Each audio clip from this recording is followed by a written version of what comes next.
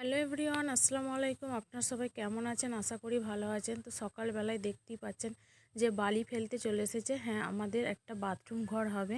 তো আমাদের কুমোট নেই। তো আব্বার বাথরুম বসতে প্রচুর অসুবিধা হচ্ছে, পায়ে খুব ব্যথা, হাঁটুতে খুব ব্যথা, তার জন্য তো দাদাভাই এসেছে যেহেতু তার জন্যে কাজটা করা হবে। কারণ দাদাভাই এলেই কোনো কাজ করা হয়, কারণ বাড়ির ছেলেরা যদি বাড়িতে না থাকে না ঠিক মতো সব কিছু মানে আনা হয়তো কোনো কিছু দরকার পড়লো, তার জন্য খুব প্রবলেম হয়। তো দাদাভাই এসেছে, তার জন্যই একটা কাজ করা হবে। তো সকাল সকাল যদি এরকম বালি বা ইট কিছু বাড়ির কাজের জন্য কিছু পড়ে না, ভীষণ মনটা শান্তি লাগে যে হ্যাঁ এটা হবে এবার। দিয়ে তারপরে এই যে বাড়ি চলে এসেছি, ব্রাশ করে নিলাম, করে নিয়ে সকালবেলা উঠে কিন্তু আমি এটা প্রত্যেক দিন আমার এটা ডেলি রুটিন যে আমি আগে নিজে ফ্রেশ হব। আগে ঘুম থেকে উঠি, আগে চুলটা আঁচড়ে নেবো, তারপরে বাইরে গিয়ে ব্রাশ করব, তারপরে এসে আমি কিন্তু ক্রিমগুলো মেখে নেব। তো যেহেতু প্রচুর রোদ, তার জন্য একটুখানি সানস্ক্রিন বা প্রথমে কি বলে টোনার এইসব ইউজ করে নিয়ে তারপরে মেয়েকে খাইয়ে আমি খেয়ে তো পড়াতে বসে গেছি। তো পড়িয়ে নিলাম, মেয়ে পড়তে পড়তে একবার উল্টাচ্ছে, একবার পাল্টাচ্ছে, এই করছে। তো অনেক দিন পড়েনি, তার জন্য ও পড়ার মনটাও নেই। তো ঈদ গেল, তার জন্য পড়লো না। তারপর কোনো পড়িয়ে নিয়ে তারপরে একটুখানি উঠি, তারপরে হলো যে ওকে নিয়ে ডাক্তারখানা যেতে হবে। যে ফোন করলাম যে কানের যে ওর সমস্যা, কানের সমস্যাটার জন্য কদিনই বেশ আমি একটু হচ্ছে প্রবলেমে পড়ছি। তার জন্য এবার রোজার মাস ছিল, তার জন্যে তো কিছুই আমি করতে পারছি না। তারপরে ডাক্তার দেখিয়ে চলে এলাম, মেয়েকে একটা আইসক্রিম কিনে দিলাম, খুব খুশি হয়েছে মেয়ে।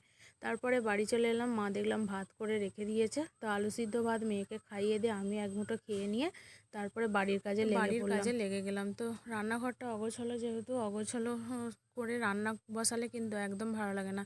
তো আগে র্যাক ফ্যাকগুলো আমি একটু পরিষ্কার করে নেবো। আর আমাদের রান্নাঘরটা না বিশাল বড়, তো র্যাক ফ্যাকগুলো মুছতে অনেকটা টাইমও লেগে যায়। তো তার আগে অন্য দিন অন্য সময় করা থাকে। আজকে হয়নি বলতে মেয়েকে নিয়ে হঠাৎ করেই আমাকে বেরিয়ে যেতে হয়েছে ডাক্তারখানা। তো বললাম আপনাদেরকে, হ্যাঁ, তো কোনো ঠিক ছিল না। তো ডাক্তারবাবু বসেছে শুনলাম, তারপরে মেয়েকে নিয়ে বেরিয়ে পড়লাম।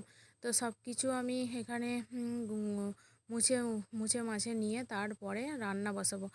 আর এদিকে ভাত আর আলু সিদ্ধ হয়ে গেছিলো, বললাম খাওয়া দাওয়া হয়ে গেছিলো। তো বাসন ফাসনগুলো সব কিছু মেজে নিয়ে একদম চলে যাব ঘরের দিকে ঝাঁটপালা করতে।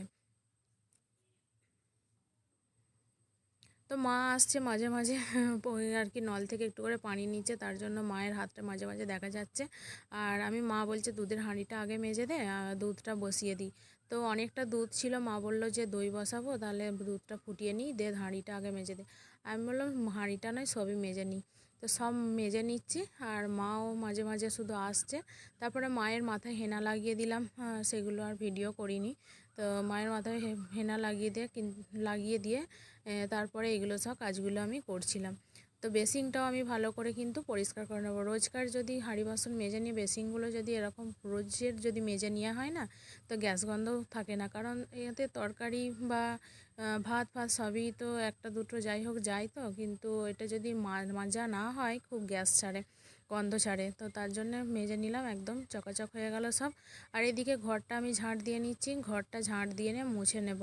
তো ঘর মুছে নিয়ে তারপরে যাব মেয়েকে গোসল করাতে। অনেকটাই বেলা হয়ে গেছিলো, কিন্তু কিছু করার নেই। তো আমি জানি না, জানলে হয়তো আরও সকাল করে উঠে তাড়াতাড়ি করে করতাম। আর এখন আমি এই যে একটু আপনাদের সঙ্গে মজা করছিলাম যে এখন কটা বাজে, রাত্রি। তখন মেয়ে বলছে না রাত্রি নয়, এখন হচ্ছে দুপুর। হ্যাঁ, আমি সব জানালা ফানালা বন্ধ করে দিয়েছি, মাঠের ধারে তো দুপুরবেলাটা একদম জানালা খোলা যায় না, মনে হবে লু বইছে। বেরিয়ে পড়েছি, মেয়ে ঘুমাচ্ছে, তখন বাজে 4:10-15। যাই হোক, আমি অত ঘড়ি দেখিনি, তো ওরকমই হবে। তো এটা হচ্ছে দোষজ্বর না, এটা হচ্ছে আমাশার ওষুধ। আমাদের বাড়িতে দাদুরা মানে আব্বাকে, আমার নসির আব্বাকে সব একটা করে ওষুধ দিয়ে গেছে। নসির আব্বা দেয় এই আমাশার, তারপরে নাভি সরে যায় এইসবের, আর আব্বা দেয় হচ্ছে দোষজ্বরের। তো দিলে কাজও হয়, আল্লাহর রহমতে কাজও হয়। তো সেই জন্যই দিতে যাচ্ছে একটা দিদির বাড়ি। দিদি ফোন করলো, বললো এটা তোমাদের বাড়িতে দেয়, তো একবার দিয়ে যাবে। তো পাশের পাড়ায়, তো আমি দিতে যাচ্ছি।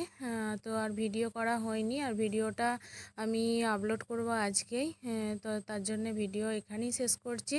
আর ভিডিও এডিট করতে গিয়ে দেখছি কোনো অ্যাপ আমার নেই, অ্যাপগুলো সব ডিলিট হয়ে গেছে। যাই হোক, রিসেট হয়ে গেছিলো, তার জন্য তো এখানেই শেষ করলাম। বাই।